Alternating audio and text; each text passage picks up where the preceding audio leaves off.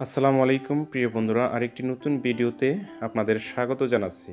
আমার আজকের video campus nursery উন্নত জাতের ঘাস চাষ। ঘাসের নাম নেপিয়ার পাকচং। যে সমস্ত খামারি ভাইরা বিশেষ করে গরু মহিষ ছাগল ভেড়া লালন পালন করেন, তাদের জন্য আসলে কাঁচা ঘাসের বিকল্প কিছুই নেই।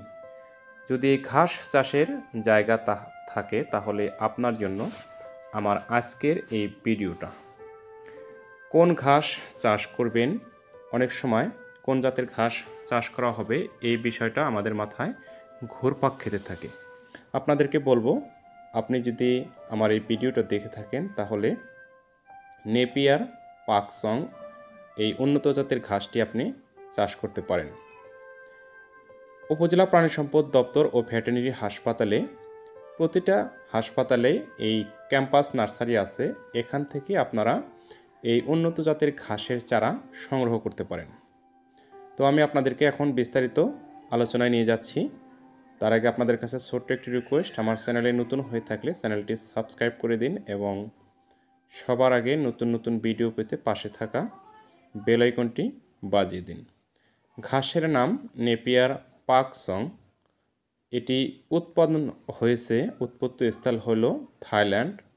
রোপণের সময় বছরের যে কোনো সময় এই ঘাসটি রোপণ করা যায়, তবে ফাল্গুন এবং চৈত্র মাসে এই ঘাস রোপণের উত্তম সময়।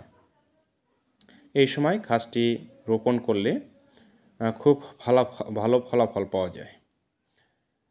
উৎপাদন একর প্রতি 180 থেকে 200 মেট্রিক টন এই ঘাসের উৎপাদন হয় প্রতি একরে।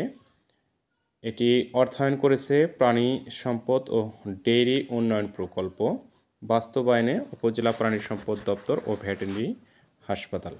তো বন্ধুরা, যারা খামার করেছেন, আপনারা অবশ্যই ঘাস লাগানোর জায়গা থাকলে ঘাস লাগাবেন। কাঁচা ঘাস ছাড়া আসলে গরু বাছুর খামার করা অনেকটা কষ্টকর। ঘাস লাগানোর জায়গা থাকলে সেই ঘাসটা হলে অনেকটাই সাশ্রয়ী হয়। এজন্য বলবো যে আপনাদের যদি এক টুকরো জায়গাও থাকে সেটা না ফেলে রেখে শুধুমাত্র খড়ের উপর নির্ভর না করে আপনারা ঘাস লাগান, আপনাদের খামারের চাহিদা মেটান। ভালো থাকবেন, সুস্থ থাকবেন। আল্লাহ হাফেজ।